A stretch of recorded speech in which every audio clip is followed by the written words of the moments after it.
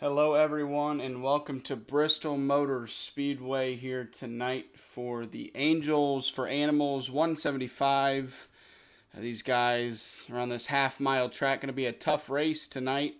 Hopefully not a lot of cautions, as if you do know, Bristol Motor Speedway can breed a lot of cautions. So we'll see if these guys can find their way around cleanly tonight. I am Zach Wetstein. I'm here with Alex Veith. How you doing, Alex?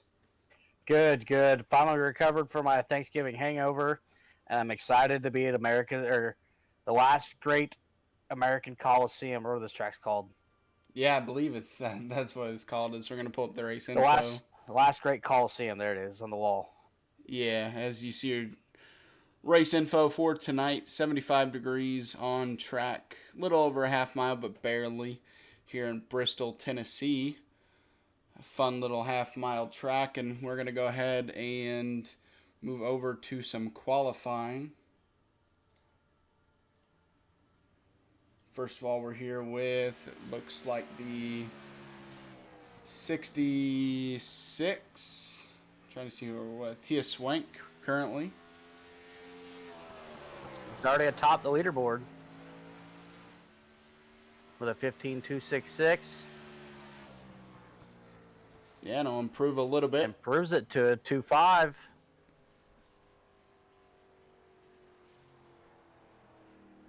And he will come to a stop, so we'll go over to somebody else. I don't see anybody else on track right now. I think qualifying, oh yeah, I forgot qualifying's pretty well through by now. 20 cars qualified. So we still have about 8 drivers yet to go out on track. See if they do anytime soon. But while we wait for that, we'll go ahead and pull up your championship standings through 4 weeks so far. Fry Hubbard, your championship leader at 117 points, barely leading over Jesse Necula in that second spot. And as you see, really there, the championship is up for grabs right now. Obviously, we're not anywhere near the end of the season yet, but only 1 point separating the top 2 and only 13 points separating the top 6. So, really, Alex, anybody up there could take it. Yeah, I mean, it doesn't take a whole lot. Like you could have a bad qualify, and half or maybe 100th of a second can separate you from 6th to 10th. I mean, qualifying is so tight here in the short tracks that even the most minute mistakes in qualifying can cost you 5-6 spots. Fry Hubbard goes to the 5th spot in qualifying. As you see, Fry Hubbard in that McDonald's paint scheme going around for his second lap now. Ooh, bashes the wall as he comes to the stripe. That is not going to help him in any way, shape, or form. Yeah, so that lap won't count. So he will stay in that 5th spot for now. See if anybody's able to possibly go ahead of him in the qualifying standings. Still about 6 or 7 drivers left yet to qualify, so definitely still possible for some of these guys to jump up there and take away one of these top 5, top 10 spots. And Fry Hubbard coming to a stop there after his qualifying lap you saw, and we're going to go ahead now and talk a little bit, or we might actually leave that for a little bit later as qualifying is about to end, but I'll bring up the schedule real quick. As you see, we are at Bristol Motor Speedway tonight, 175 laps. Next week, Kansas Speedway for 125 laps around that track. And then after that, I mean, we've kind of mentioned it all season so far, and, well, it's about to come up. Watkins Glen, December 11th, 40 laps around the road course, and it's not one of the trickier road courses, but it's a road course, and those can be pretty tough for some of these oval guys. So we've been looking forward to it all year, and it's only 2 weeks away now after this race. So qualifying's over now.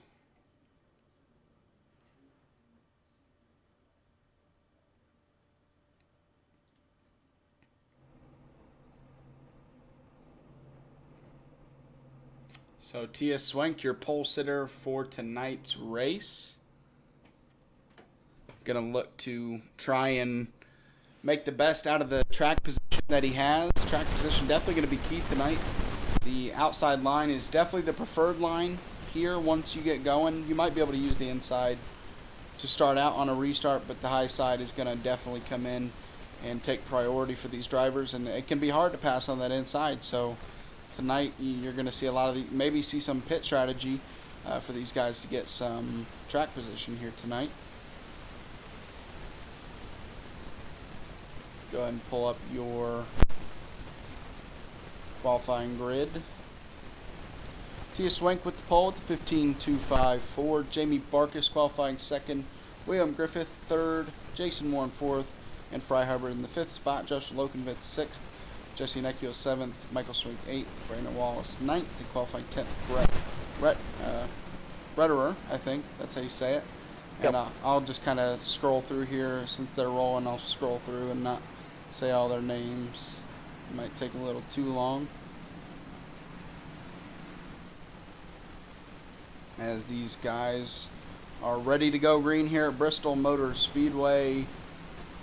175 laps, which can go by pretty quickly. Alex, it's only a half-mile track, and I mean qualifying shows 15-second laps. They're going to tick by. Yeah, the caution laps are about 40 seconds.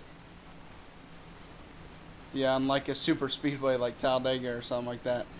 Even if you have a decent amount of cautions, like you mentioned, caution laps are pretty short compared to other tracks anyways, where it's, a minute or a couple of minutes. So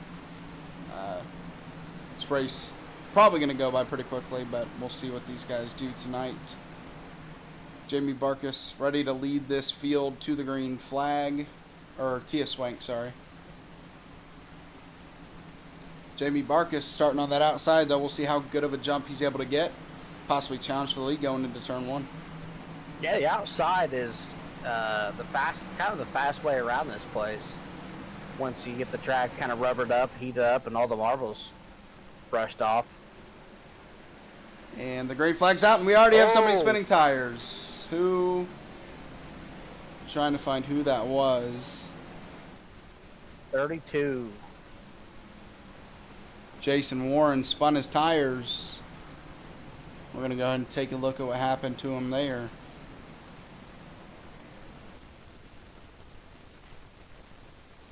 Cold tires here at Bristol can bite you on these restarts. About 6 or 7 cars taken out there. As we're right behind Jason Warren here on the restart.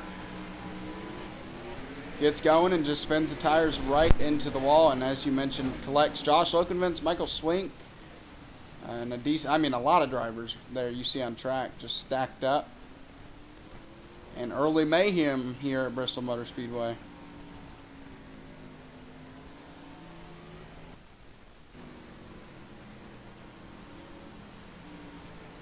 Probably going to see those guys who did get a lot of damage come down the pit road here.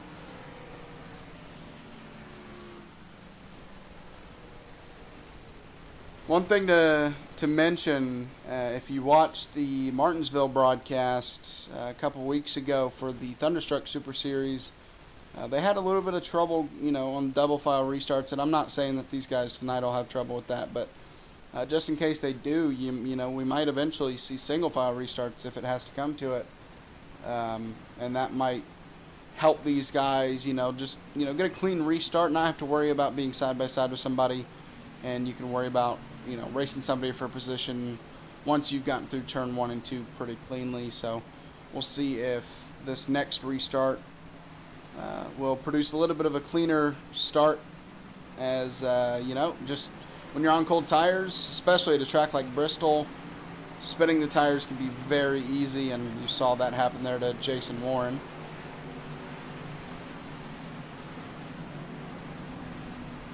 Yeah, this place is it's just loose.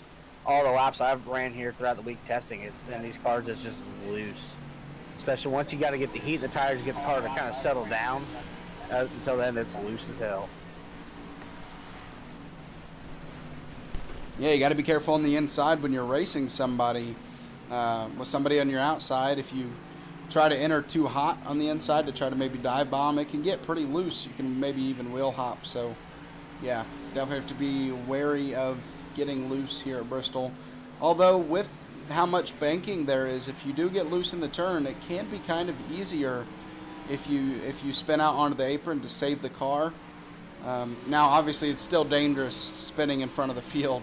It can cause a pretty big stack up, but with the banking here, it's maybe a little bit easier to save it than a place with not any banking, because you can use the different levels of banking with the apron and the actual track itself to try to even your car out.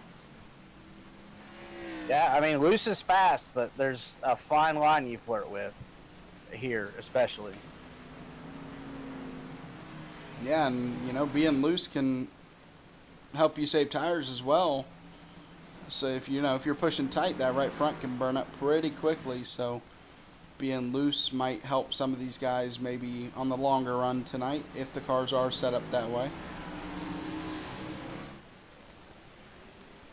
As pace car's in and we're going green flag racing, they're going to throw the caution. I was kind of surprised on the restart there because everybody was so spread out.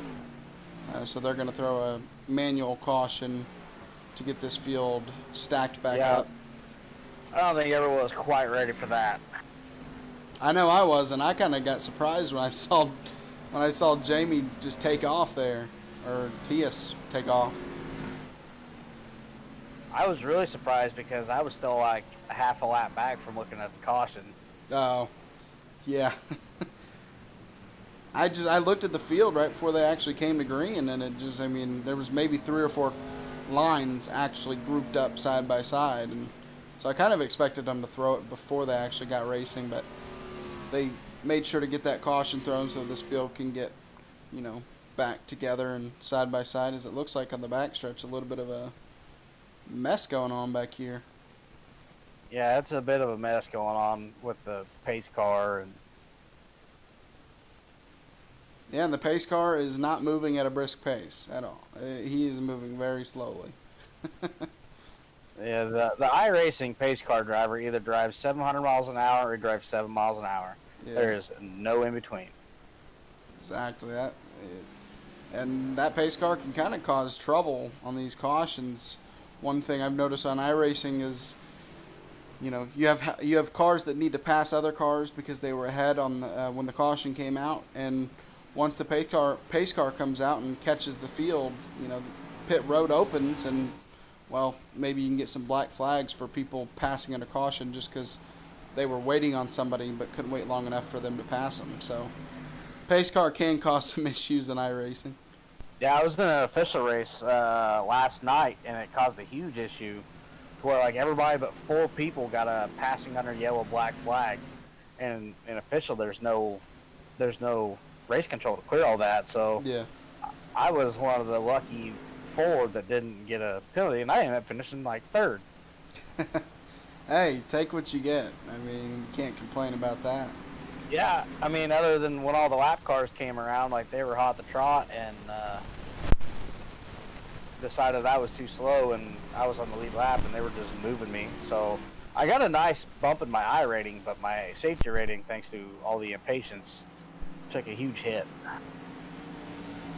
Yeah, safety rating can come at the expense of getting I rating in iRacing, for sure. But luckily for these guys tonight in all these leagues, you don't have to worry about SR, you don't have to worry about IR. You just have to worry about going out racing and trying to catch that checkered flag first. As lights are still on, the pace car still waiting to get that one to go. Looks like everybody is caught back up though, so we should have no problems on this next restart. See if we get the one to go. Yep, lights are off on the pace car, and we're about to get stacked up 2 by 2 once again. And with so many drivers, when you have 20 to 30 drivers or more, as it looks like maybe we're getting the lucky dog pretty late here. You can have the leaders coming on the front stretch restarting, and you can have guys in the back who are still in the back stretch if you have a big enough field. So That's what happens when you come to Bristol.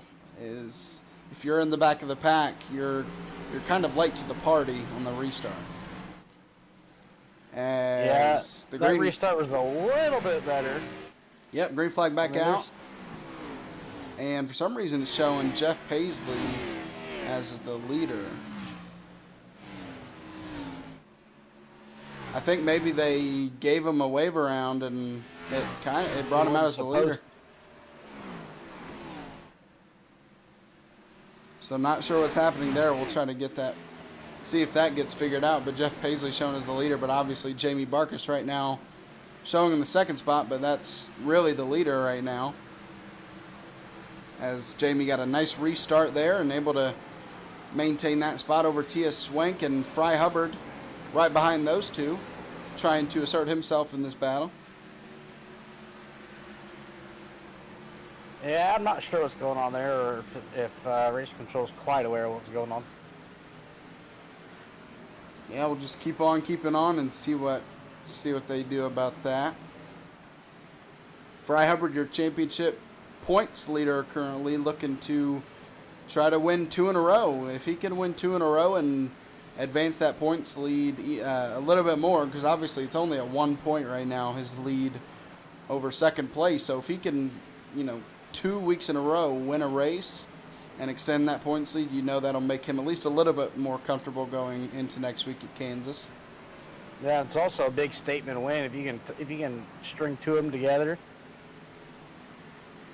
Yeah, string 2 together and you show yourself. Obviously, I mean, he's the points leader, but you show yourself as a championship favorite if you can win 2 in a row. It's hard to do. I mean, you could be the best car, but you have to have luck fall your way. You have to be fast. It's just there's so many components that come together into a race that you need in order to win a race. And so to win 2 in a row would definitely be impressive. But right now, Tia Swank on the back bumper of Jamie Barkus, trying to make that inside work. It's going to be tough, though. Yeah, you can't do a whole lot of side-by-side racing here because it will eat your tires alive. And tonight, you're not only going to have to worry about racing the guy that you're racing for position with, but you're also going to have to worry about lap traffic. Lap traffic is a huge part of Bristol Motor Speedway, and that's another component of winning a race, at least at Bristol, is you have to have some luck with cautions, have to have speed, and also have to be good at dealing with traffic, as we're going to see these guys through every one of these 175 laps have to deal with lap traffic, except maybe on the restarts, obviously. But once you get into 5 or 10 laps, you start to deal with lap traffic, and they really just don't go away. Yeah, it doesn't take a whole lot of time to develop lap traffic either, as the leaders are catching what is shown to be the leader, which I don't think really is, but yeah, we'll see what happens there. Not sure what they're going to be able to do about it until the next caution, if there is one. I say if because I won't say that these guys will have another caution, but it's Bristol Motor Speedway, so you always just kind of assume there's going to be another one. not so much an if as it is a win. Yeah. As we're gonna some nice battling going back on while we're watching these guys. Some nice battling going up right in front of them. A lot of battling going on. Josh Oswald, Patrick Drabick. I mean, a lot of these guys back here fighting for position right now. Jason Warren, you see there, who spun on that initial start of the race. A lot of damage to that car. He's at least a lap down right now. The 46 spun it out, clipped the inside of the pit wall. Let's see if that throws a caution. Yeah, he's not showing Nope, on track not yet. for me. Yep, race control through that one. Yep, caution's out. See if I can't find the 46. Whenever I go to him, it's not showing him on track, so I wonder if he just got out of his car.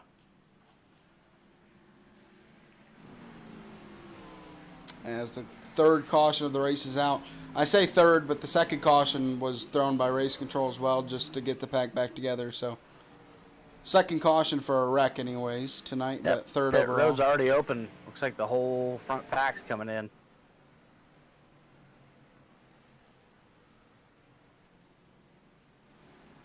Yeah, as you see those guys pulling into their pit stalls. See if maybe Tia Swank there in that first pit stall, you know, grabbing the pole. That can be a big advantage, having that first pit stall. And looks like Jamie Barkus going to pull out pretty easily, though, with the lead. Looks like maybe Jamie took 2, or I was just late and didn't see him, but it looked like maybe Jamie took 2 tires. I'll do some investigation for you. I would appreciate it. Right side's up.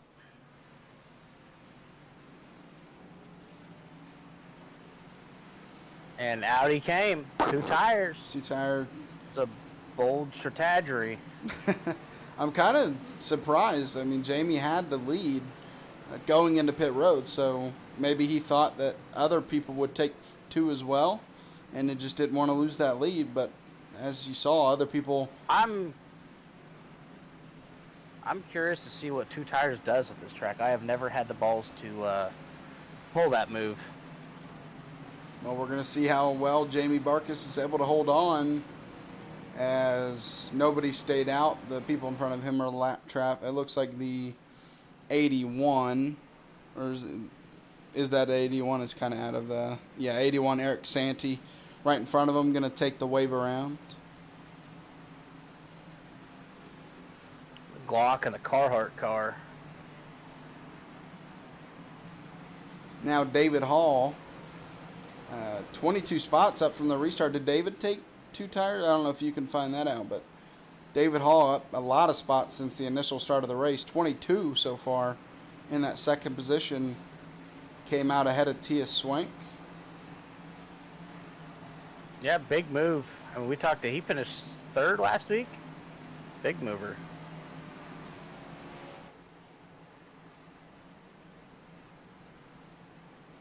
Yeah, David Hall finished 3rd last week at Kentucky Speedway. Looking to have another impressive run here, as the pace car lights are off and we are ready to go back racing. And another chance to see if the outside line on the initial restart is able to get a good enough jump to contest for the lead going into turn 1. Because if David's able to get a good enough jump, maybe he'll be able to make that outside stick and hold Jamie Barkus down to the inside. I do not foresee that happening because he was in 24th when the caution came out. He stayed out. Yeah, but Jamie Barkus off and running. We are green flag racing. A nice restart. Now Tia Swank looking to pass David Hall for that second position. Not able to do it just yet. David Hall fighting back there on the outside, doing a nice job of it. Here comes Fry Hubbard throwing his hat in the ring, gonna drive around the 83 as well. Yeah, David Hall, you mentioned, stayed out, or at least took 2 tires. I'm not sure which, but either one, it's not working out for him. He did not come down pit road. Yeah, so it's not working out for him right now, as he's kind of losing spots. Oh, pretty fast here is the 45.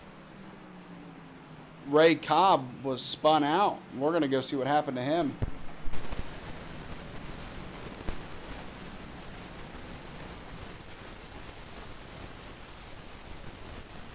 That kind of, I mean, that snuck up on us, really. Yeah. The leaders almost made contact with him. So we're going to see what happened to the 45 car. Gets loose going into the turn and stays on the gas pretty hard and hits that inside wall. And, ooh, tries to get it back going, spin it around, and almost collect some of those drivers that were side by side. Definite code brown. Man, yeah, you definitely know they were a little bit scared there.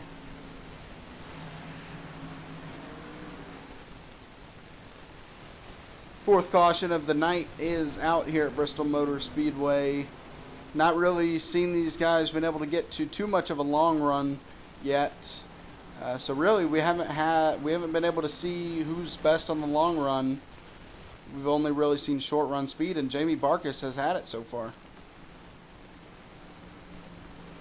Looks like our longest green flag run is about 13 laps. Also, need to remember Jamie Barkus took 2 tires on that last pit stop.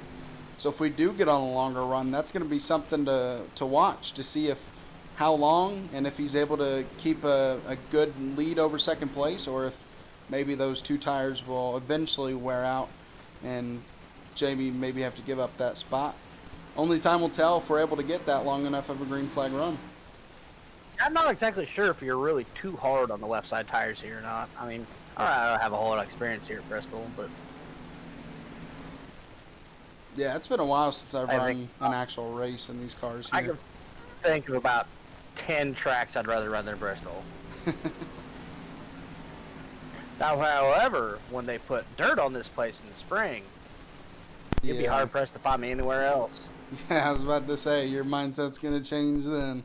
I think everybody's going to have to try that out, regardless if you like dirt or not. That's just something different, and just something you're going to have to try out, I feel like. And, I mean, the cup cars around here in dirt, that's going to, I mean, we haven't seen cup cars running dirt. I think maybe they did like in the 50s or something like that, but I'm just going to go ahead and make the call now. What is today? Friday, November 27th. Kyle Larson? Young Money Larson will win the dirt race at Bristol. I think everybody's looking at that. I think the only competition he has, in my opinion, is Christopher Bell, but I don't think Christopher has anything for him either. I don't think Christopher Bell will quite have the equipment. He's going to be in the 20. I forgot about that. So, as we're about to go green flag racing once again, Jamie Barkus, another great restart. Tia Swank going to have to just be patient and sit in that second spot for now. But Fry Hubbard trying to take that third spot away from David Hall. And he's going to make that work. And David Hall falling back once again on those older tires. 29 that Jesse Necchio got around him, and the 7 of Jeff Paisley working the back bumper of the was it the 83? Yeah, Jeff Paisley, we saw he was kind of caught up as the leader for a little while after, a little mishap. But, he's 5th place now. He has kind of come out of nowhere. He was in the back of the pack a little while ago, and so now he's in the 5th position, up 9 spots from the initial start of the race, and maybe looking to try to pass up Jesse Necula for that 4th spot.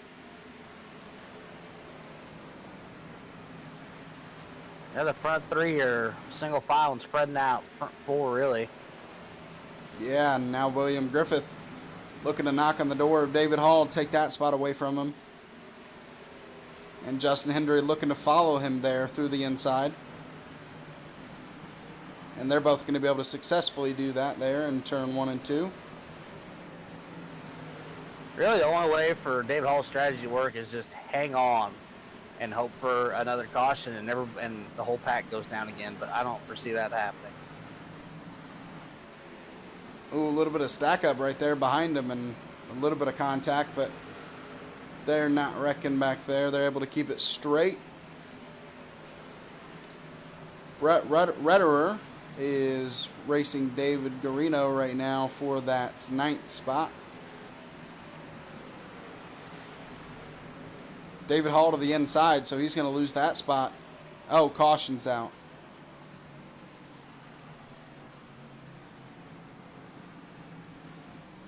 Philip Manzo is in the pit, so not sure if that was him or not. He has a really damaged car, so that might have been him.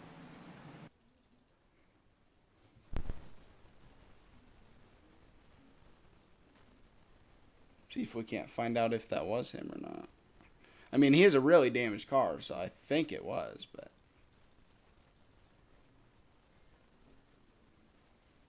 if you can find out for me, that would be awesome, because I'm reversing and he's not going anywhere, so. Yep, I'm not sure what's going on with him or not. Jason Warren down pit road. Also, looks like Mickey Isaac. Along with them, Josh Lokenvins down pit road.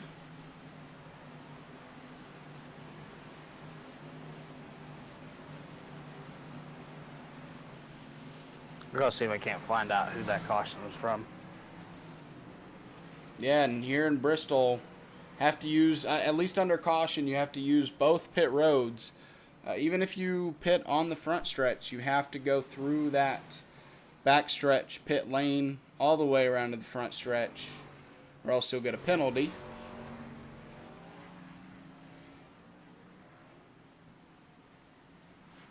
So a lot of possibilities of speeding through pit road here at Bristol under caution, because you have to hold that speed, that speed for so long going through the backstretch and the front stretch.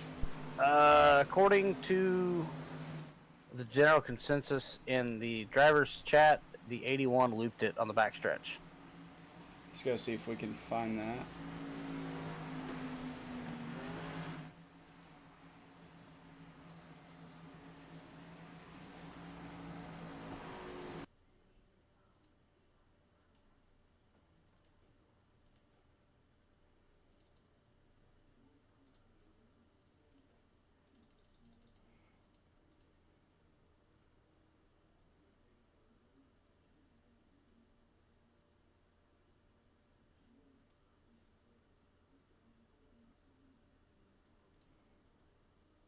Trying to find it for y'all, but it is pretty far back. We've been under caution here.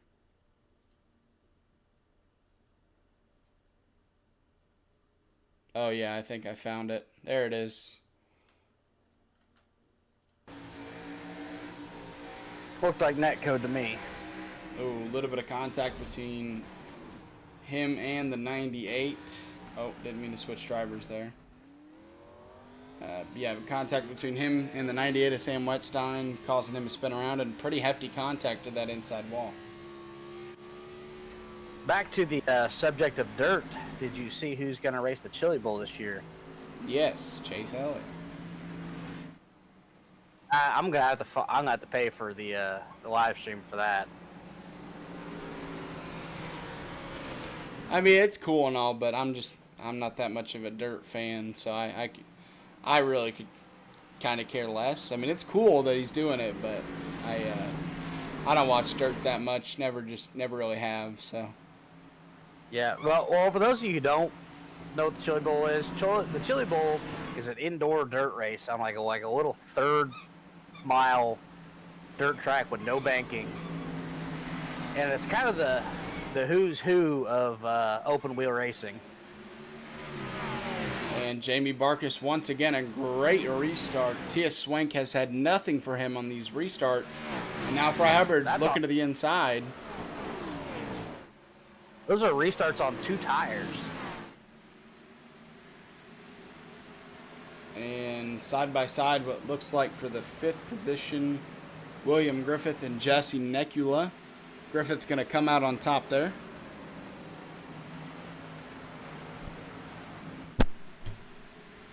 And a lot of racing kind of further back here in the pack. Oh, a little bit of a bump there. 97 of Brett Redder and Justin Hendry. A little bit of contact between the two. Justin Hendry not running the Alabama paint scheme this week. Yeah, nice eye. Yeah, he's not running it with that paint scheme that we've kind of pointed out every week, and we have another caution is not on that car. What'd you say? The 45 and the 6 car. Ray Cobb and Tyler Rice. And Jason, 45 tags the wall, gets in the 6, collects the 32.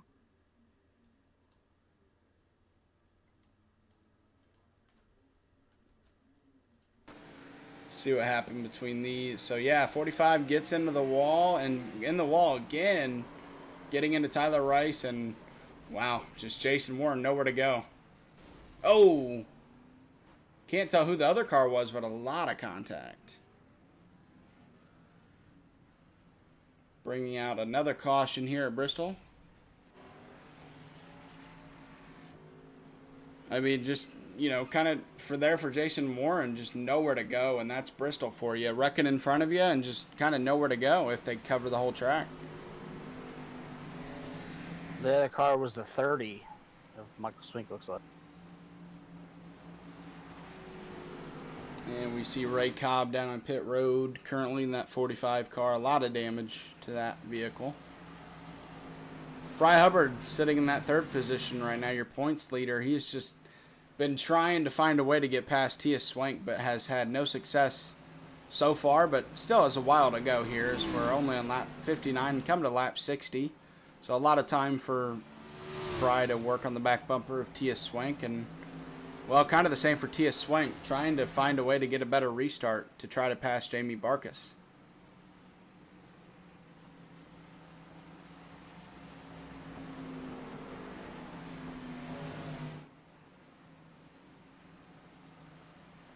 It's been about the same 3 every time. Same top 5 for about the last half race. Yeah, it's got to be another thing to look at if we do get a longer green flag run than we've had. I mean, can anybody, like you mentioned, break into this top 3? We've seen the same top 3 throughout this race, and it doesn't look like it'll change anytime soon if the race keeps going the way it's going. But, you know, Jeff Paisley in the 4th position, who kind of mentioned a little earlier when he was in the 5th or 6th spot, maybe he has something to say about that top 3 and maybe even the win.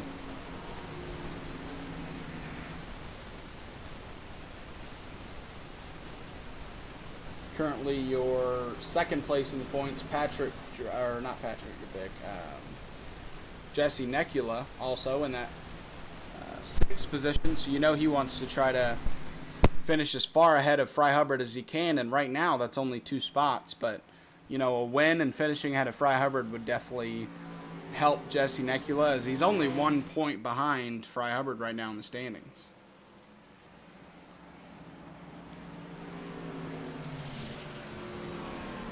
As these cars are getting lined up back 2 by 2. And once again, Tia Swank on that outside. We're going to see if he has anything for that 69 car going into turn 1. Jamie just been able to get such a great restart every time, such a good jump. See if Jamie can do it once again on those 2 tires. Yeah, if Tias isn't careful, the Fry and the 9 car will drive around him. He's got the advantage to start behind the 69.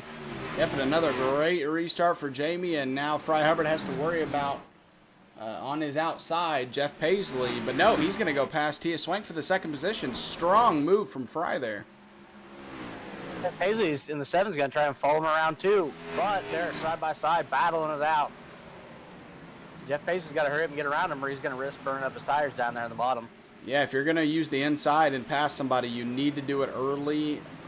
When you're restarting, you have to do it early, because that outside line is going to grow stronger and stronger as the laps tick by. And Jeff Paisley, a nice job, able to pass Tia Swank there on the inside, and Tia Swank lost 2 spots on that restart.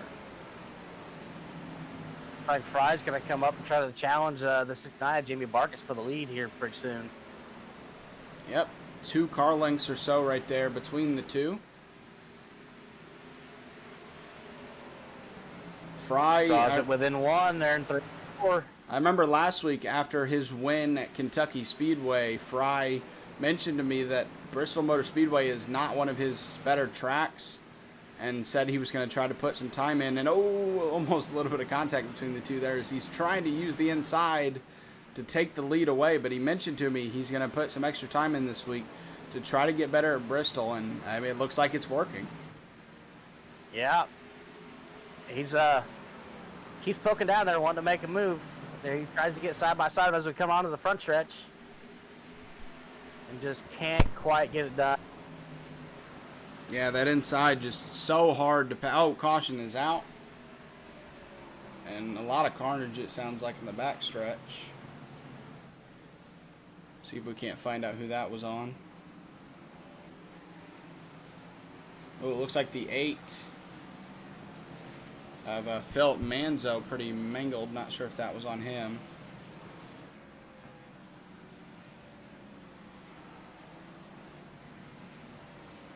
See if you can't spot who that was on. As we see your leaders coming down pit road. Looks like Jeff Paisley going to stay out, though, and so is Tia Swank. So differing pit strategies here at Bristol.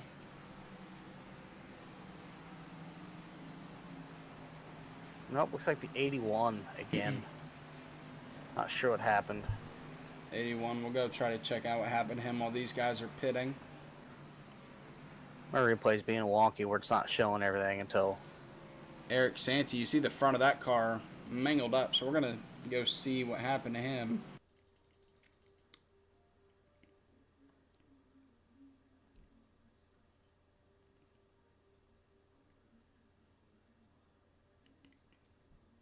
Ooh, I think maybe Josh Oswald spun in front of him, and he got caught up in it. We're going to go check this out. See if I can't find Josh Oswald here on the board. I might be wrong, but we're going to see. I thought I saw a red car. We're going to go ahead and see what happened here.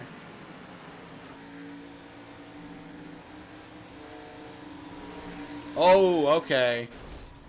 So the 35, it looked like, of Kyle Roberts hit the wall, going down into Josh Oswald, and then just collects the 81 of Eric Santee.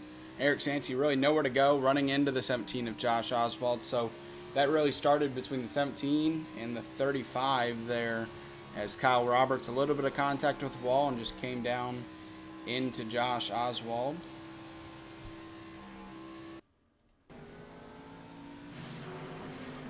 And, well, Alex, here we go. Differing strategies. Names of Jeff Paisley, William Griffith, Justin Hendry, David Hall staying out.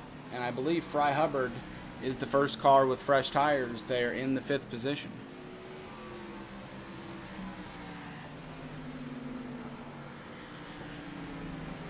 We're going to pull up our relative box real quick and see last pit. Yeah, Jamie Barkus took 2 tires this time. I think so did Fry, because he came out ahead of Barkus. So, Fry Hubbard in the 5th position will be the freshest tires on track, or the furthest ahead with fresh tires. Starting next to him will be, though, Jamie Barkus. I think, because I saw Tia Swank stay out, I think he maybe came around and pit the next time by. As the lights are off in the pace car, getting ready to go racing once again, and now we're going to see a new control car to this field. Jeff Paisley has been looking pretty fast. Was in that 3rd position when the caution came out, now leading this race. We're going to see what he can do. Got TS all the way back in 16th.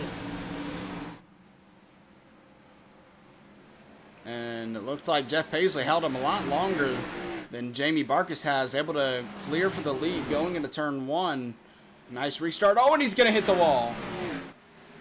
Jeff Paisley, a lot of contact with the wall in the backstretch there. Not sure how much that damage is going to affect him here at Bristol, because you can take a good amount of damage at Bristol without being affected, but that was a lot of contact. And it sounds like we have more wrecking. Brett Redder and a mangle of cars, about 4 cars here. Yeah, it all starts with, looks like Mickey Isaac is sideways.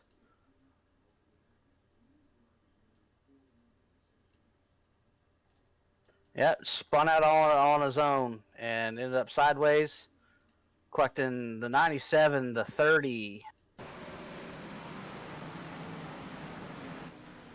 Oh, it looked like maybe he got... I'm going to go back a little bit. I don't think he got contact. I think he came around he came around on his own. Thought there might have been netcode, but just came around on his own and, ooh, got caught up. Michael Swink, couple of cars there. The 99, a tough night for that car.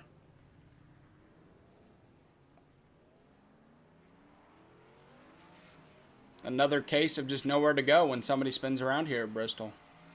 Look who's already up to 3rd.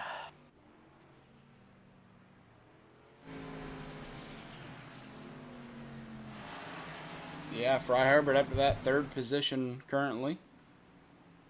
Going to look to, with those fresh tires, maybe take the lead away here pretty soon on the restart. Jeff Paisley and William Griffith both on older tires. I think about 20 lap older tires. So See how long it takes Fry to potentially take the lead away. And Jamie Barkus is going to be starting in the same row right behind Fry. So if Fry makes even a little bit of a mistake, you know, Jamie's on the same set of fresh tires. So he could lose that if he makes any mistake. So there's a lot to gain, or there could be a lot to lose for Fry Hubbard here on this restart. But really, that goes for everybody at Bristol Motor Speedway. There's so much to lose, and depending where you are, a lot to gain as well.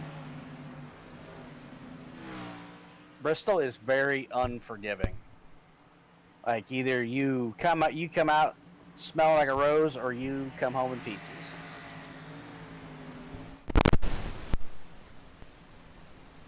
And sometimes you come home in pieces, but the winner. I mean, you can have some damage and still win at Bristol. So not always pretty. It's just about, you know, leading that last lap. It doesn't matter what the car looks like. It is a violent war of attrition. Like you just got to survive to win, pretty much. Yeah, Bristol, Martinsville, all these short tracks, it's about survival just as much as it is speed. You're right. So, I mean, even if you don't cause a wreck, just getting caught behind a wreck and nowhere to go, that's a part of survival. So, see if, well, these guys are able to survive this next restart. As going down the backstretch, getting ready to go green once again. And William Griffith, the new leader of this race, looking to lead him some laps. Fry Hubbard, though, right behind him in those fresh tires. Big stack up on the inside. Accordion, Michael Schlick saves it, but almost goes around. Oh, I think I saw somebody spinning back there in the front stretch. Is Jeff Paisley into the wall once again? Fry Hubbard down to the inside. It looks like he finally got some confidence down there after going around the 69 of Jamie Barkus to take the lead there earlier. Yeah, but you only really want to use that inside to pass somebody. If you're using it other than to pass somebody, you're probably not going to be... I mean, we're seeing Fry Hubbard... Oh, and Jeff Paisley into the wall again. We've seen him into the wall a couple of times. And Fry Hubbard just being a little bit cautious now. You see the back bumper of Fry Hubbard's car pretty crinkled up, so maybe he lied victim to maybe somebody trying to do a bump and run. As he's going to squeeze Jeff Paisley for that second spot. And he's going to take that second position away. There was a big stack up on the inside right before the green flag. It was several people, Fry, Jason Warren. Fry Hubbard down in that second position. We've seen him there before tonight. And now he sets his eyes on William Griffith to try to go take the lead here at Bristol Motor Speedway. 84 laps into a 175 lap race. A long way to go for these guys. Under 100 laps, but if you're William Griffith, I mean, even though this is a short track and laps can tick by pretty quickly, sometimes it can just feel like it's going so slow because you're the leader. Yeah, Jamie back in the fifth spot. He's got a little bit of damage on his back bumper too from that. Yeah, now Fry Hubbard looking to the back bumper of William Griffith here. He's going to try to make the inside work once again. He's been able to do it so far tonight. When we've seen him pass people, it's been on that inside. And looking to make it work to take that top spot away side by side. Let's see if he can hold it out of the turn. Not able to do it just yet. William Griffith doing a nice job on those older tires of making that outside work and holding the lead. But here comes Fry Hubbard going into turn 3 and 4. He dove deep into the turn. Not able to work just yet. Yeah, he's making it work, though. It looks like you might clear him here out of 1 and 2, though. Fry Hubbard and that McDonald's machine to the lead here at Bristol Motor Speedway. And we have to look for him to set sail on those fresher tires. Oh, definitely. He should start. Oh, nope, he is not, because there's a yellow flag. There is a caution out on track.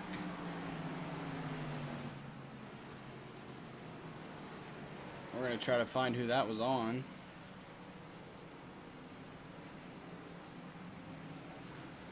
Jamie Barkus. Jamie Barkus was a part of that.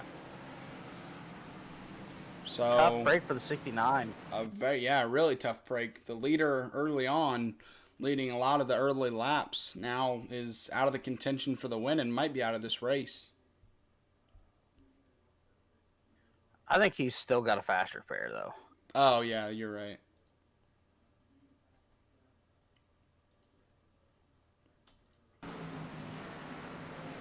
Yep. Looks like him and the 32 just kind of tried to occupy the same space at once. Yeah, a lot of contact there between the two, and luckily not able to really collect anybody else. Oh, a little bit of contact there in the walls. Those guys squeezing through, but not able to, or not able, but, not collecting anybody else, thankfully. Yeah, looks like a lack of communication between the driver and the spotter. As we're seeing some people come down the pit road here.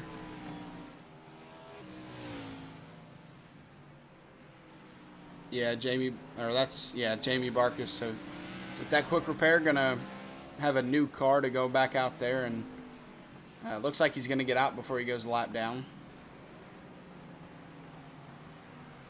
There you see Tia Swank pulling in to his pit stall there.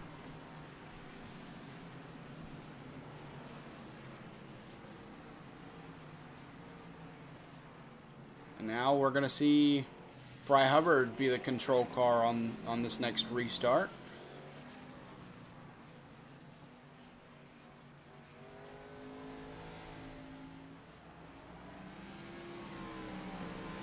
Kind of a new paint scheme. I haven't really ever seen a McDonald's paint scheme, so maybe trying something new out this week. I think he's just running anything and everything under the Elliott sponsors.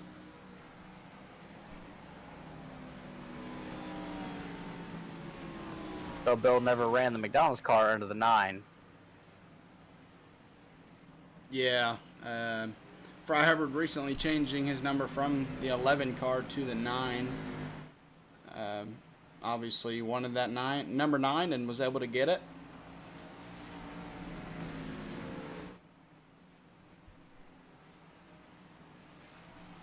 Man, I tell you something, it's nighttime right now, but I am sweating in my room. It is hot as could be in here right now. That makes one of us, because I've been eating the ice out of my McDonald's cup and I am freezing.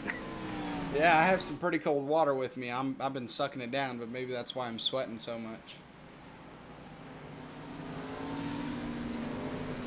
As we're going to see Jason Warren in that second position. A lot of damage to the front end of that car. Yeah, and there's also a large climate difference between you and I. That is true, yes. Florida tends to stay nice and toasty. Florida is going to drop down to about 54 here in the next week or so, for a day at least. You might have to. There might be a state of emergency down there. I was about to say, yeah, these guys might not be too used to it. As Fry Hubbard, a great restart over Jason Warren, able to hold that lead spot side by side there for the fifth position. Justin Hendry and Josh Lokenvitz, it looks like. Or no, Justin Hendry and Patrick Gerbic. And contact in the back. Looks like David Hall going to collect a decent amount of cars there.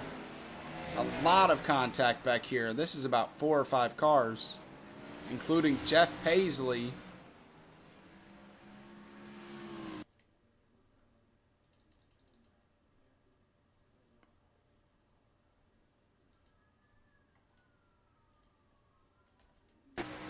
See what happened here to the 83 car. Gets loose going into the turn.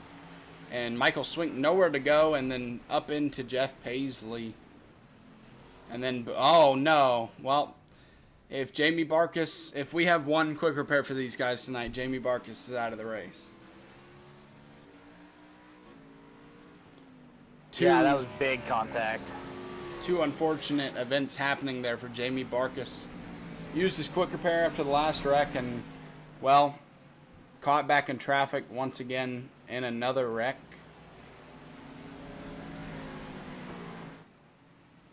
So yeah, if there's one quick repair tonight, looks like he's going to be, yes, one quick repair, out of the race, or just out of the at least the contention for the win. He might be able to roll around the track for the remaining 76 or 77 laps, but definitely out of the contention for the win. Yeah, he just rolled into his pit box. Looks like the front end of that car's fixed again. Severely lacking a hood, though. Oh, wait, okay. I was looking at the bottom of it, not the hood. So, yeah, you're right. Also, his paint scheme with how white it is, I kind of mistook the engine as the hood. So, yeah, a lot of damage for that car. Gonna maybe be able to keep, ticking some laps by as you see him roll out. Yep. Now it's just in points conservation mode.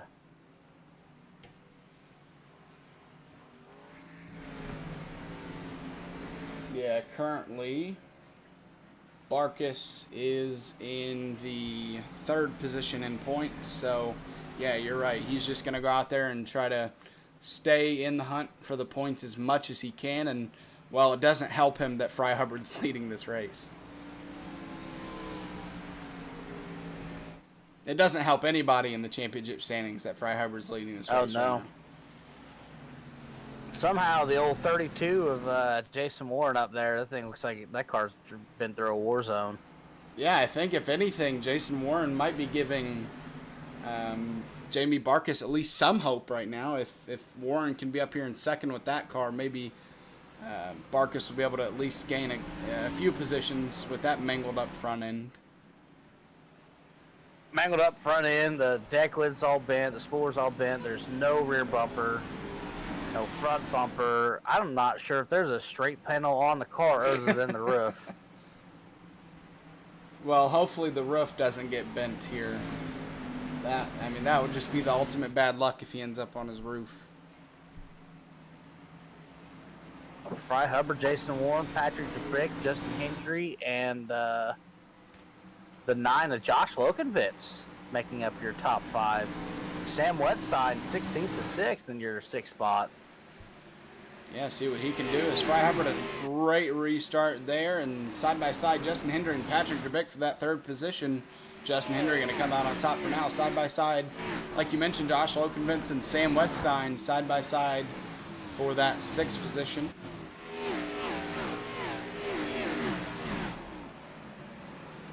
Sam there on the outside making it work.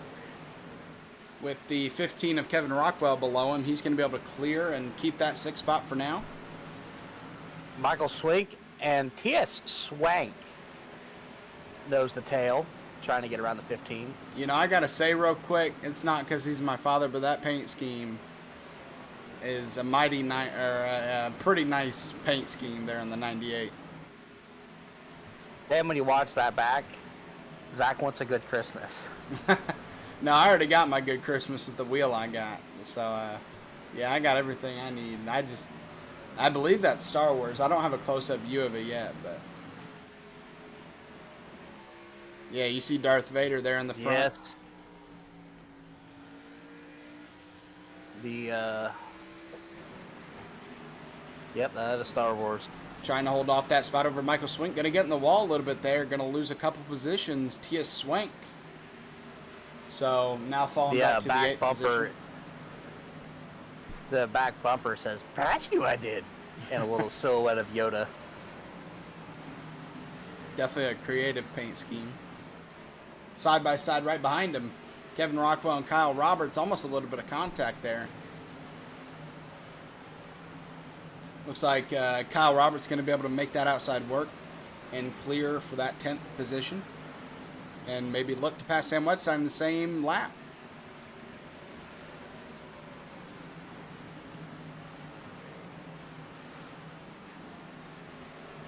If you ever wondered how violently banked the corners here at Bristol, get on iRacing and go into the gyro cam when you watch a replay. It is insane. You know what? I can go ahead and we'll go here with Fry Hubbard. See if I can't make that happen for these guys.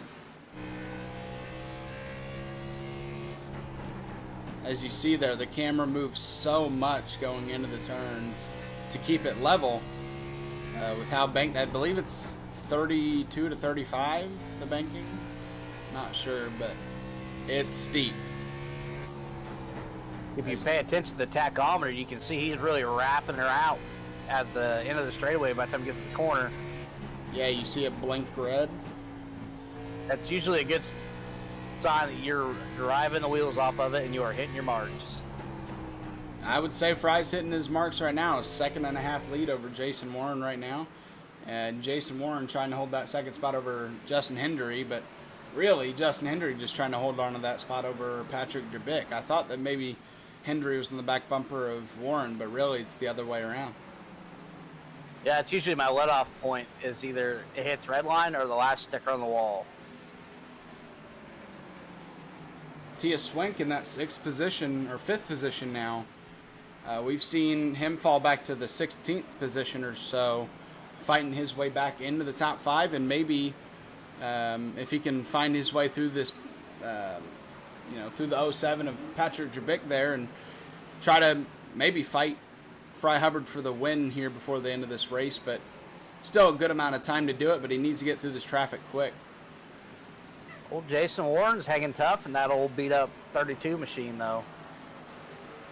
Tia Swank is moving through fast, though. He just passed 2 people in 1 lap and looking to pass Jason Warren as well. He might be one to watch to fight for this lead with Fry Hubbard.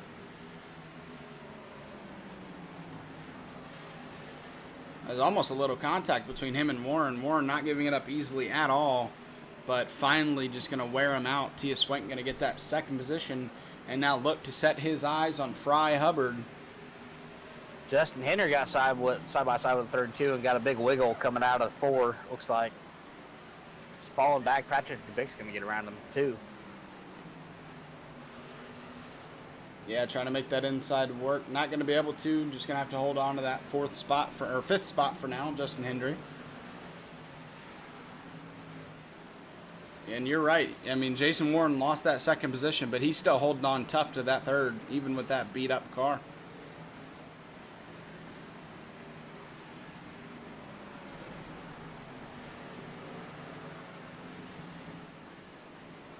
The 07 Patrick Derbick right on the back bumper of Warren in the 32 car there. See if he can... That back bumper is non-existent on that 32 machine.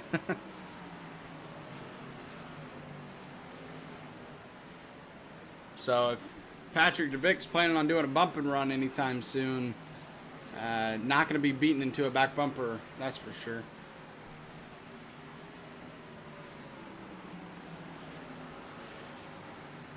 But Warren is just being stingy right now, not giving up that position, and you can't blame him here at Bristol. When it's hard to pass, you give nothing up, and there's a little bit of a bump.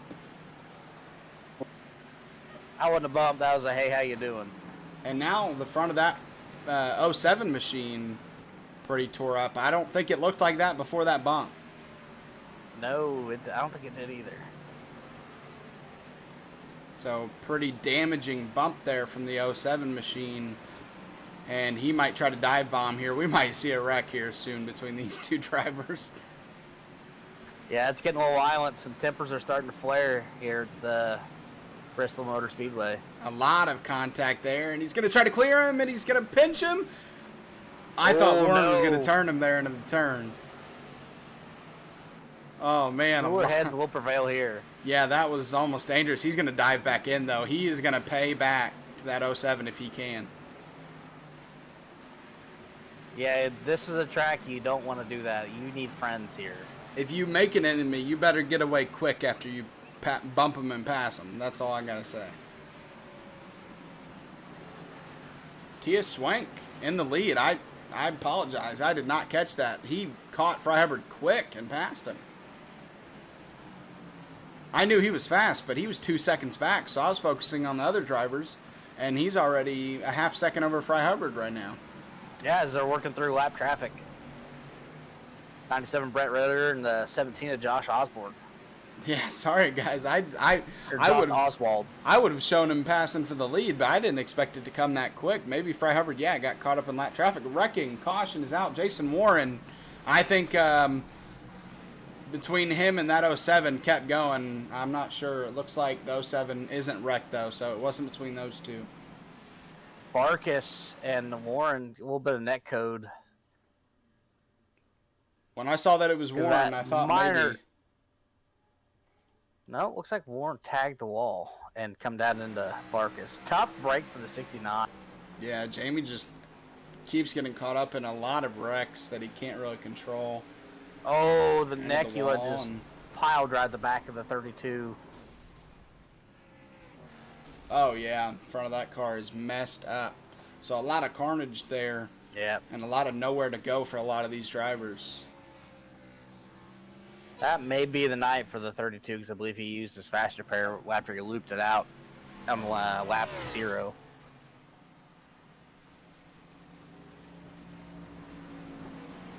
So I think we Tough see break. I was kind of pulling for that old Warbird.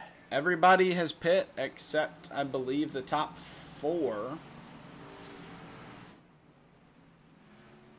Fry Hubbard out in the 5th position. I believe he pit. Tia Swank now coming around this time. Kind of surprised. I'm surprised he didn't pit the first time around. Or maybe it's because they have to come all the way around that it was showing them out on track.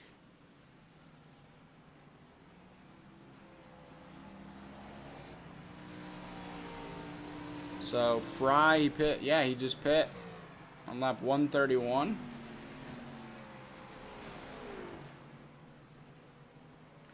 Gonna be the new race leader.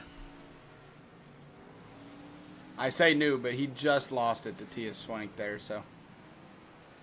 I'm just really surprised by how quickly Tia Swank went up there and took that lead away from Fry Hubbard. It was 2.5 seconds. I was like, you know what? We'll go check out some of these other battles, and then we'll go back to that when it comes around. And it came quicker than I thought. I did not expect him to pass Fry Hubbard that quickly.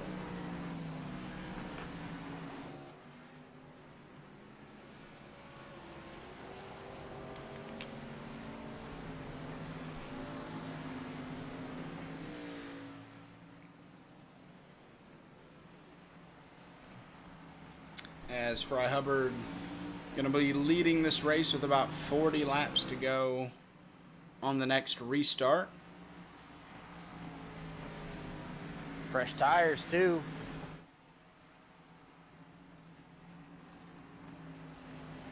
Yeah, and now Tia Swank, it looks like he's in the 6th position. So 5 positions back from where he pit from.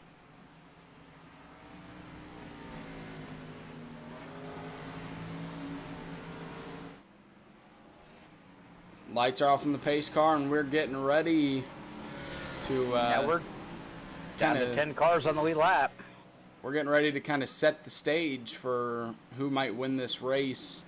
Whoever can take the lead or keep the lead on this restart has a pretty good chance. Obviously, we're probably going to have another restart. You know, it's Bristol, and cautions breed caution, so probably not the last restart. But if it is, it's crucial to come out with the lead. Fry wastes no time as soon as the pace car pulls off. He is out. Yeah, that caught William Griffith and everybody in the pack by surprise. Already a 3 or 4 car length lead, maybe even 5 car lengths over William Griffith. You mentioned really, really quick restart for the 9 car. Wasted 0 time. As soon as that pace car was out of his way, he was off. With under 40 laps to go now here at Bristol Motor Speedway. Fry Hubbard, your championship leader, looking to extend that points lead with a win here at Bristol. 2 weeks in a row it would be if he can pull off the win. And it would be very impressive.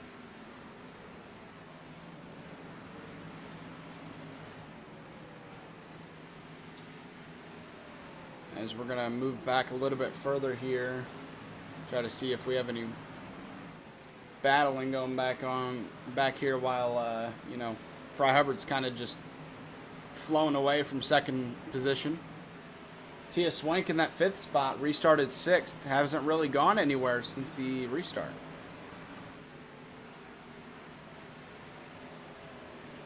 So if anybody wanted to see that caution not come out, you have to assume it was Tia Swank. Goes from leading this race now down to the 5th position, maybe 4th now. Going to take that away from David Hall. He has a lot to ground to make up and only 33 laps to go to do it.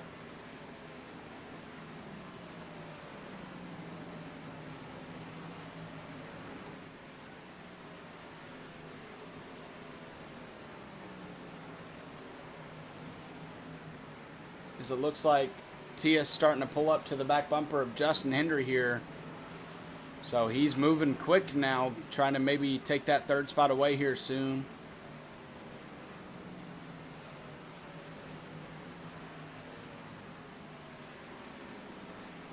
Yeah, Tia Swank is on a mission right now. Oh, yeah, really drove it in there in the bottom. And it's going to clear him in one corner. Little wiggle coming out of there by the stripe, but he's going to get her done. 2.5 seconds back from our leader, Fry Hubbard now.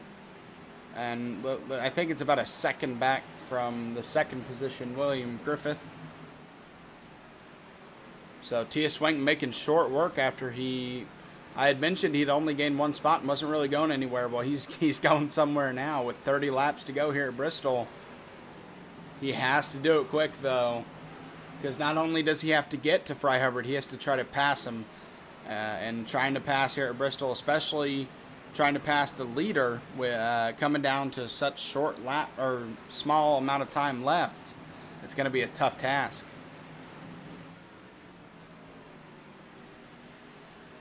Yeah, he's really going to need another caution to get everybody stacked back up.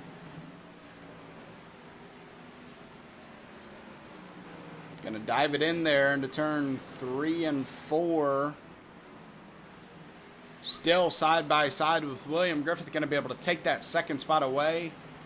And now setting his eyes on Fry Hubbard, 2.5 second gap between him and Fry. 26 laps to go here at Bristol Motor Speedway. That is how much time Tia Swank has left to try to track down that 9 machine. But Fry has looked fast tonight, so that's going to be a tough task.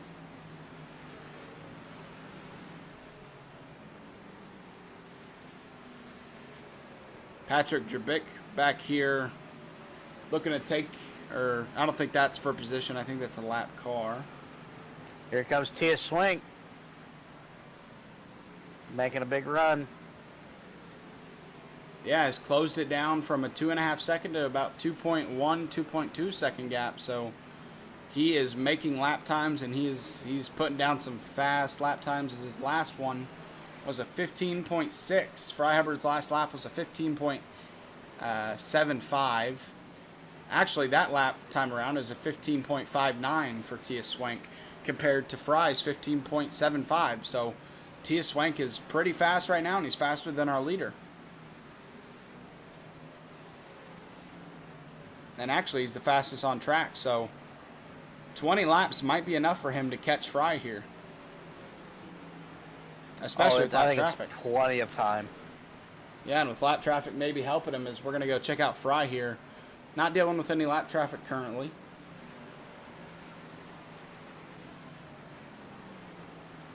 I honestly don't think Tia Swank wants to see a caution here. I think he knows he's faster, and he just wants a chance just to go up there while the field is spread out to go take that lead away instead of having to stack it up 2 by 2 and, you know, maybe get wrecked on a restart. Oh, yeah. Because, you know, neither of these guys are going to stop for tires. If they're good on, I'm sure they're good on fuel. No one's going to, if there's a late race caution, I don't think anybody takes tires here. Yeah, and here comes lap traffic for Fry. The 99 going to stick to the low side, and we're going to see a lot of these guys hopefully get out of the way for the leader. Give him clean track with 18 laps to go as Josh Oswald dives to the bottom.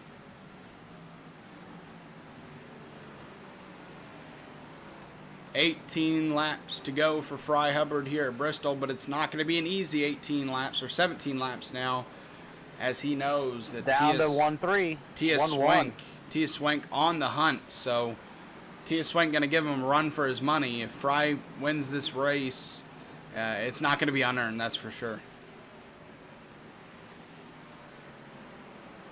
Oh, yeah, he is going to drive the wheels off of it. Ooh, the 8 slides up into him a little bit, but not enough to cause him any trouble.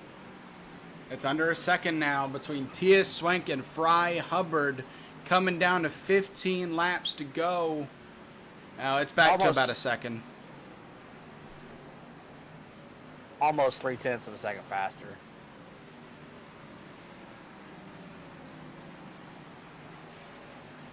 Tia Swank dealing with some lap traffic here. Now it's about a 1.1 second gap.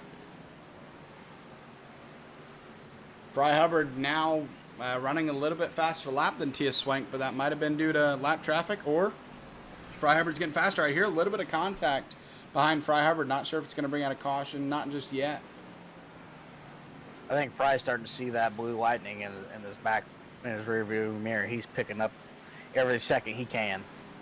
Yeah, these two, running 1-2 right now, and they're both the fastest on the track right now. The closest to them is 0.3. Ooh, Sam Wetside tagged the wall right in front of Fry. Had to make him check up a little bit. So it's really going to come down to these two. Even if a caution comes out, I think it's still going to be between these two drivers. As you can really see them in the same picture now. Tia Swank about 0.8 back now, and no lap cars in between them currently, unless Fry Hubbard passes another lap car. Nobody in between. I think Tia's maybe...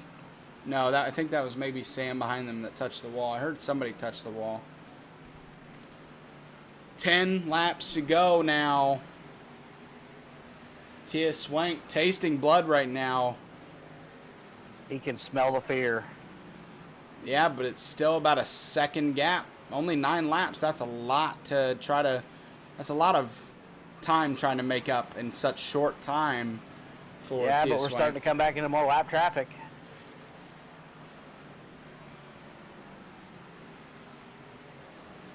Here's how much faster these two are than the rest of the field. Justin Hendry's in third, 8 seconds back. He is almost half a lap back.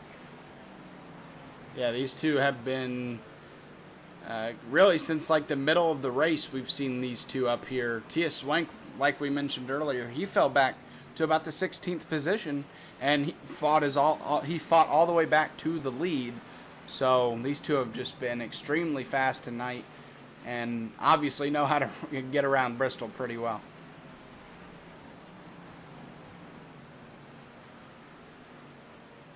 It's a 6/10 lead now for Fry Hubbard. As they work around the 35, Kyle Roberts coming up on the 29, Jesse Necula. Five laps to go here at Bristol Motor Speedway for Fry Hubbard and Tia Swank. To see who's going to win this race, you can see him in the same picture there. Tia Swank starting to make that lead shrink more and more as the lap ticks by. But the only problem for Tia is there are not many laps to go.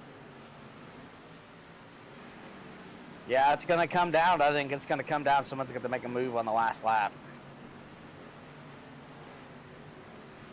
Because they have lapped up to 8th place. 7th place is the last car in the lead lap, and he is right there, and that is the 83, David Hall. I just heard over the radio there's a wreck on the front stretch. Yellow flag. And we are going to have a restart. Fry Hubbard did not want to see a green-white checkered, and that's exactly what we're going to get. I think maybe it was Philip Manzo. We see him down on the access road. Not sure if it was him or not.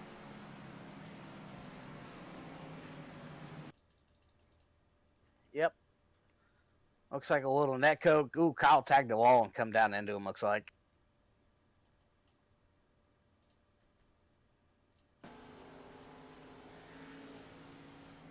Oh, yeah. You see him tap that wall and down into him, and bringing out another caution here at Bristol Motor Speedway. And just when you thought we would finish this race under green, we now get a green, white, checkered. And boy, is it going to be a fun one to watch between Fry Hubbard and Tia Swank. And, don't leave out Justin Hendry, William Griffith, those guys right behind them on this restart in that second row. We kind of assume that it's going to be between Fry and Tia just because they've been so fast, but you never know what can happen on these late race restarts.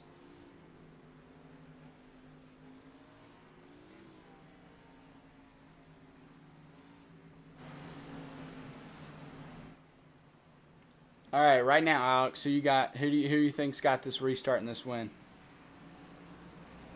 I'm gonna take the old number 9, after seeing how we restarted that last one, it just took off. I don't think TS is going to be quite ready for that. You think maybe he waits longer this time? I don't think he waits at all. I think he just takes off, just like he did. Yeah, that's see. His only chance. That's it. He's already shown that card. So I mean, TS was kind of far back. I don't know if he quite saw that card, but yeah, but even for TS, even if he saw that card, it might be dangerous for him to try to guess that he'll go instantly, because if TS presses on the gas as soon as the pace car pulls down, thinking he goes, and Fry doesn't, and then Fry goes, he'll kind of, be caught in no man's lane, and Fry will have a pretty easy road to the win.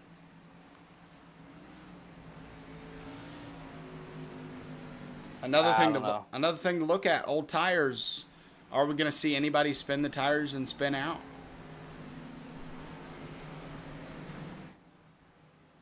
A lot to unpack here on this green-white checkered.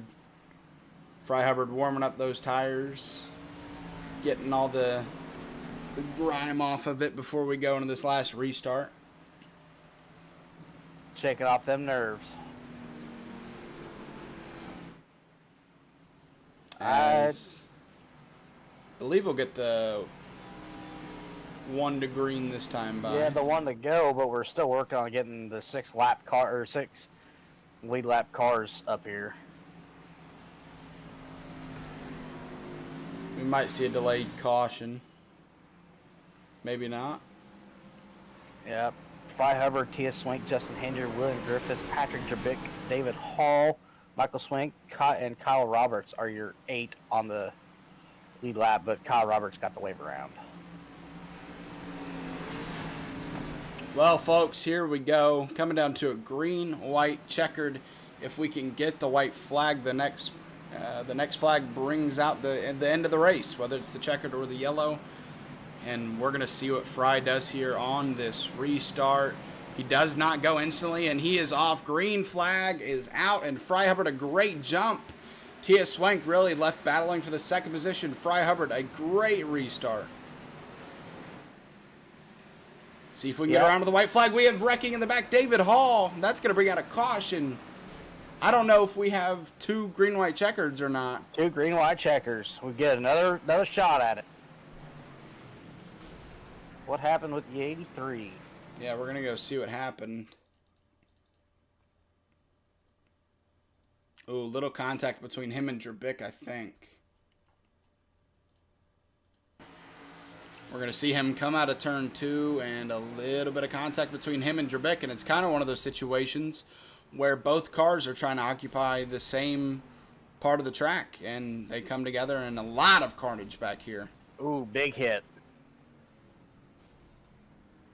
Bringing out what will be our last restart of the race, regardless of what happens now.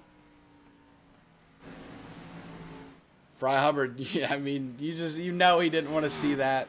If he just came around to the white flag, you wouldn't have had to worry about it, but now has to have one more flawless restart. That old boy is shaking like a leaf on a tree. You know he's going to come, regardless where he finished, first, second, or third, he's going to come into this interview fired up. I bet he's fired up in voice channel right now going, come on, guys, keep it green. We need to keep this race green so I can win this race. Oh, yeah, I can hear him. Come on, man.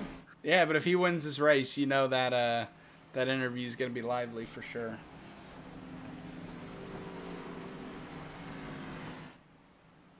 Well, Alex, here we go. Last restart of the race.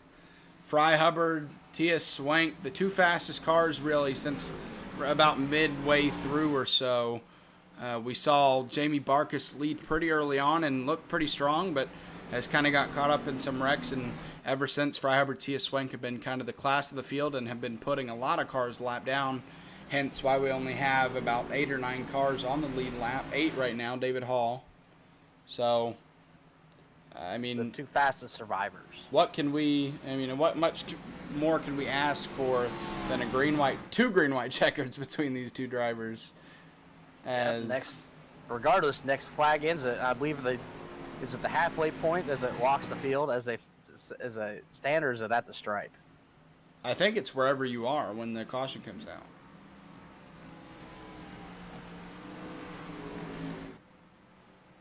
Wherever you are when the caution comes out immediately is where you finish. So, Fry Hubbard and Tia Swank, Fry Hubbard needs to get out into the lead early just in case somebody does spin the tires and wreck early. Because if Tias gets a good jump and, nudges out in front for the lead and a caution comes out, then Tia Swank would be the winner. So Fry needs to get clear of Tias as quickly as he can just in case that caution comes out.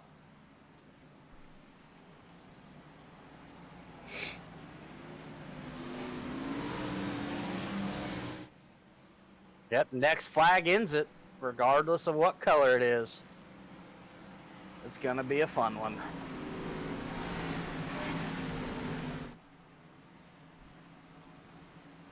Fry Hubbard, Tia Swink, Justin Hendry, Patrick Jerbick, and William Griffith round out your top 5.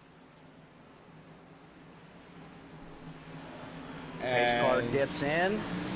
Yeah, Fry takes off. Great restart from Fry Hubbard, clear for the lead going into turn 1. 2 more laps to go here at Bristol Motor Speedway, and Fry Hubbard can just and Hendry side by side. Fry Hubbard can just set sail here over Tia Swank. 1 lap to go here at Bristol Motor Speedway for Fry Hubbard, and wrecking on the front stretch. It looks like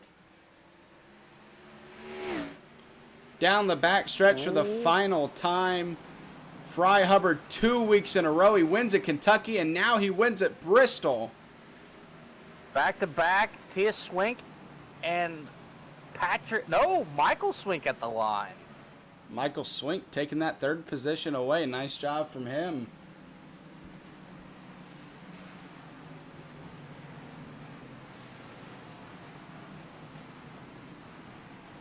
As they all stack up trying to get in pit road, as Fry is, I'm sure, losing his mind.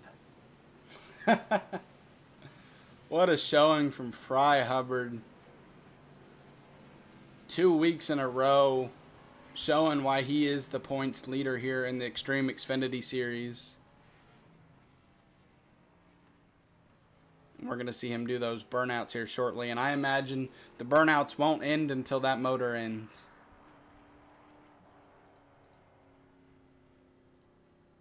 It's not how you make friends in the engine department.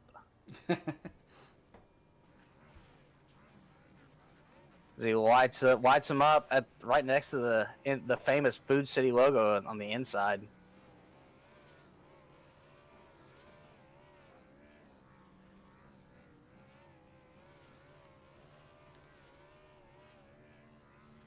Yeah, and with tonight's win, he's won half of the races we've run so far. So asserting himself in this series.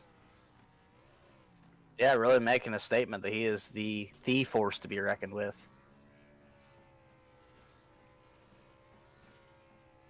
Yep, that motor is smoking, or that's still tire smoke. We're about to see some motor smoke soon. It's destined to go here anytime soon.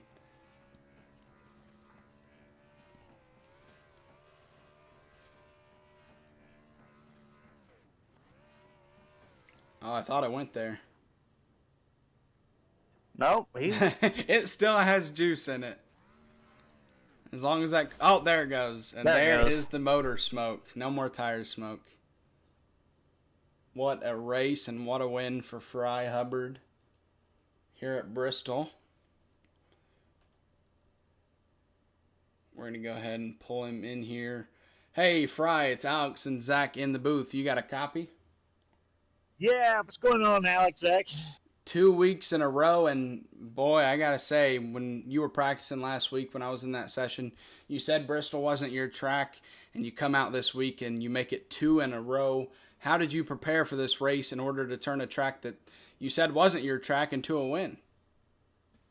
I tell you, Zach, it's like this. I prepared to come out here, finish within 5th or 10th, because this is definitely not one of my tracks.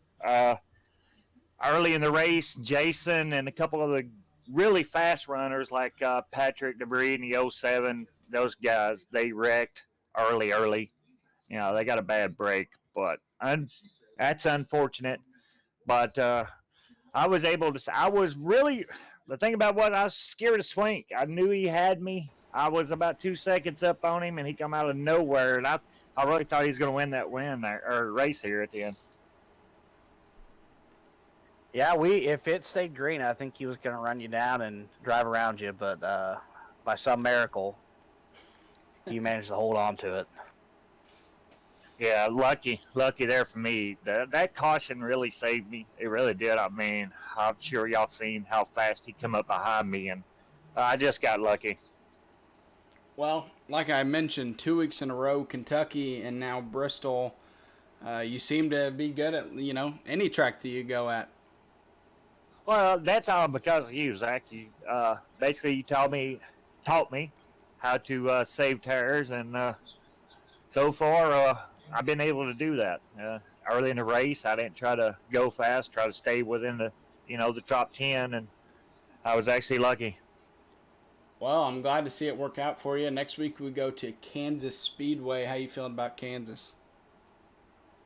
Kansas is definitely not one of my tracks. Maybe, hopefully, I'll get top 10 out of that and continue to hold that points lead. That was the big thing. Was I seen most of the guys that was up there in the top of the points fall out of it, like number 29, Jesse Nakula. I saw all those guys having trouble, and Patrick, he had trouble early, and he come back out of it. I think he finished in the top 5 there. I don't even know, but so far, it's going great. I mean, 2 wins in a row. Actually, he finished 4th, but hey, I don't know. Luck's going my way. Yeah, you're currently 12 points ahead in the lead for the championship standings over Patrick Jabik now. So, congratulations on the win. Congratulations on that. Alex, you got anything else for him? Nope. Who you want to thank besides Zach? Well, I gotta thank Matt, guys, for the lead. I mean, he does great. He's doing great. He's got a great lead going here. I mean, every one of these guys that we race with, they're just a great bunch of guys. And I gotta thank y'all for up there in broadcasting. Y'all, I mean, you and Alex, Zach and Alex, y'all do a great job at broadcasting. And this lead, man, is just awesome. You couldn't be in a better lead. I don't think there is a better lead because of the drivers. It's basically because of the drivers. Everyone is so respectful of one another, and they do a great job of holding their line. And that's about it, guys. Well, congratulations on the win, and looking forward to seeing you out on track next week at Kansas. Thanks, Zach. And one more other thing I want to say, I've never got a win here at Bristol, and this, even in official races, this is my first win ever at Bristol, and hey, I'm happy for that. Really happy, actually. I didn't try to show it, but I did there at the end. Congratulations, man. Thanks, guys. Y'all have a good night. Alex, Zach. You too. All right. We got the 66, Tia Swank, finished second. Just that late race caution kind of cost you there. You there, Tias? Not sure if.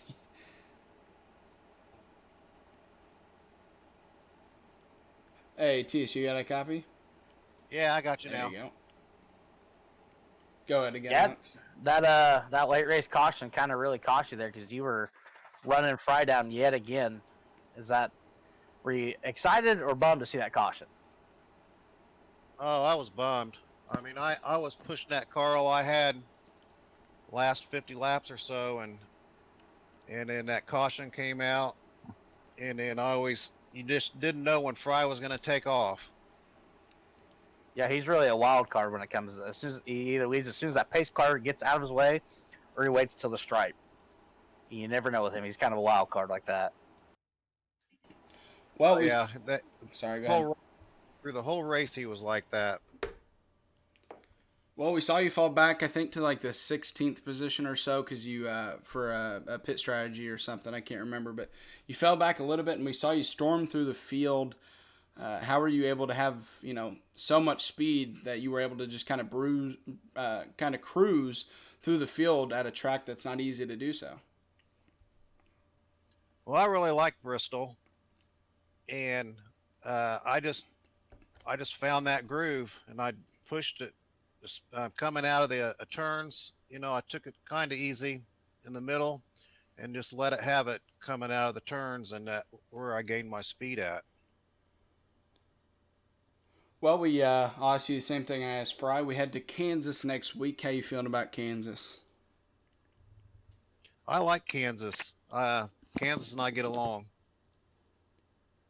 All right. Anything else for him, Alex? Nope. Yeah, who do you want to thank? I want to thank Fry and really the whole league. Just kind of repeat what Fry said. It's a wonderful league, and Matt Geis that puts it on. It's a hard to follow. There's so much going on. Yeah, if there's a type of racing you like, odds are we have it. And if we don't have it, then we're throwing up fun runs for it. Well, Yes, it's hard to keep track of. congratulations on your second place finish, man, and looking forward to seeing you next week at Kansas. All right, thank you. Appreciate it. Yep. Have a good night. All right, and we'll go ahead and finally get our third place finisher, Michael Swink, in here. Mike, it's Zach and Alex. You got us? Yes, sir. How y'all doing? Good. Quite the drive there on the last lap to drive around the 07. It was, let's see, about 0.2 of a second between you two at the line. On that last caution, I come in and got tires, and I think I lost one spot, and then the second green white checker, I just let it hang out and got up there. We saw you in some adversity throughout that race, caught up in some wrecks that you couldn't really control. How were you able to battle through those to eventually fight back to get a third place finish? Just rode around there trying to save my stuff there toward the middle in the race, and there at the end just kind of kept moving my way up, got to the top 10, and like I said, come in on that one of those last restarts and got 4 tires and just went to the front. All right, so we head to Kansas next week. How you feeling about Kansas? I feel all right. Seems like a pretty good track for me. I think I'll be good. Trying to check the points to see. So, I do want to apologize to the 85. I went back and watched the replay, and I think we got together. It looked like I got some contact with him, and then he went spinning to my inside. So feel bad about that. I don't know if I went down or he went up, but just feel bad about that. all right. Anything else for him, Alex? No? Who you want to thank for tonight? Thank you guys for putting this on, everybody at Original Rebels. This is a blast. I'm having a good time. Thank you guys for commentating and broadcasting for us. Keep up the good work. All right. Well, congratulations on your third place finish, and looking forward to seeing you on track next week.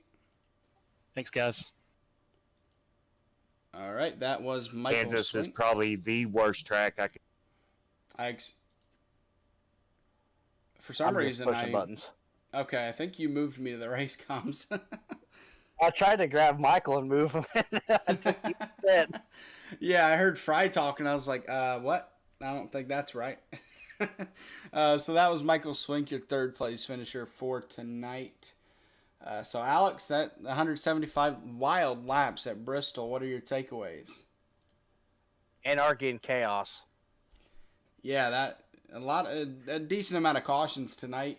We kind of expected it when we opened the broadcast, but guys like Fry Hubbard, Tia Swank were able to either keep it clean enough through those wrecks, or maybe some of these guys like Michael Swink maybe using those quick repairs to their advantage to eventually come up there and finish third. Patrick Derbick, who finished fourth, I believe that puts him second in points. We're going to go ahead and check out the championship standings real quick.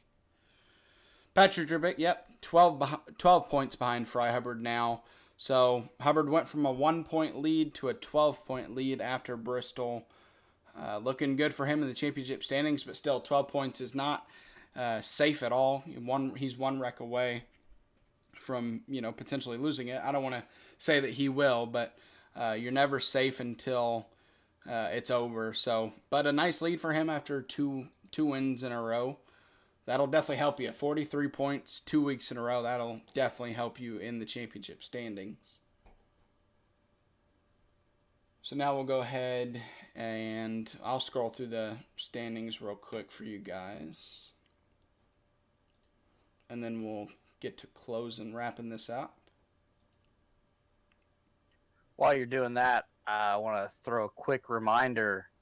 The Tuesday Night Dirt Invaders kicks off Tuesday night, Yeah. December 1st. Yeah, I was about to, in fact, move to that. As the original Rebels Racing League, as you see there on screen, broadcasts for this league presented to you by Intensity Broadcasting and here on Rebels Racing Network. You can find both on YouTube, Twitch, and Facebook. Like he mentioned, the Tuesday Night Dirt Invaders series coming up soon, December 1st. Those will start at 9 o'clock, or they'll qualify at 9 o'clock. Brought to you here on Rebels Racing Network. Practice starts at 7 and heats to follow at 8. There is no qualifying. Oh, okay. And the Xtreme Xfinity series that we're watching tonight, next week will be at Kansas. I'll bring up the schedule here in a second. Saturday night Send It Cup series will be coming back around December 15th, I believe. And the Sunday Night Truck series, that'll be starting up in a couple weeks as well. Those currently not running. And then the sister league to Original Rebels Racing League, the Thunderstruck Super Series, which you saw last night, that will be next week as well. And that will, I can't remember what track that'll be at, but make sure to tune in this upcoming Thursday for that race. Now here, the rest of the schedule for this series. Kansas Speedway next week, 125 laps. And then as you see down the schedule, Watkins Glen, Richmond, Martinsville, Darlington, and then ending at Chicagoland Speedway. A lot of interesting tracks coming up. Kansas, a 2-mile track, I believe. And then you got Watkins Glen, the wild card out of the entire schedule. Definitely going to be Watkins Glen, 40 laps there. That's going to be the one to watch, in my opinion. Yes, I cannot wait. All right. So once again, there's your championship standings. And there are your top 18, at least for this race. I'll scroll through those, and then we will get out of here. As you see, there's 11th through 28th. And that is your field. So, hope you guys enjoyed this race at Bristol Motor Speedway. Fry Hubbard once again winning and extending his points lead here in the Xtreme Xfinity Series. Really proving himself as a top contender in this series. Thank you guys for watching. This has been Zach Whitestein and Alex Veith from Bristol Motor Speedway. Have a good night.